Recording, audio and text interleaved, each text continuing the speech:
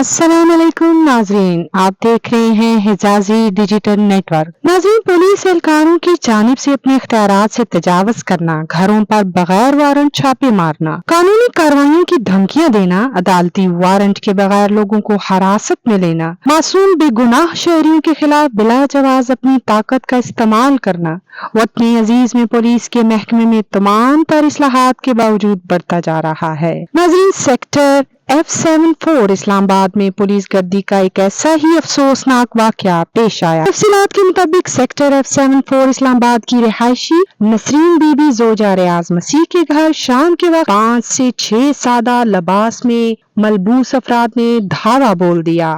और इनकी बैरूनी गेट को लातों और धक्कों से तोड़ दिया, जिससे इनकी बहू गिरकर जख्मी हो गई। सादा लिबास में मलबूस मसल्ला अफराद जब घर के अंदर दाखिल हुए तो उन्होंने मासूम बच्चों और औरतों को हरासा किया, गाली गलौज और नाजेबा गुफ्तगू इख्तियार करते हुए घर की तलाशी लेना शुरू कर दी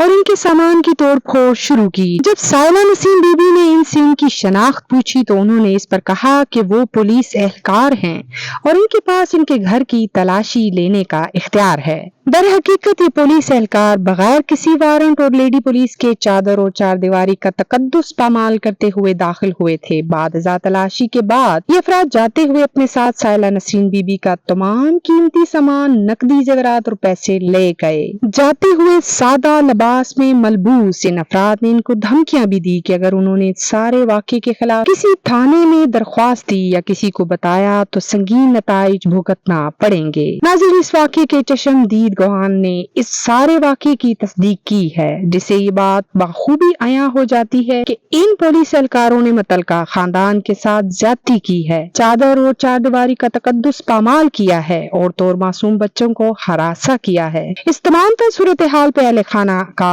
IG इस्लामाबाद, वफाकी वजीर दाखिला मोहसिन नकवी और अरबाब इख्तियार से कहना है कि इनको फौरी इंसाफ फराहम किया जाए और जो भी इस वाक़े में मुलव्वस हैं इनको करार वाकई सजा दी जाए।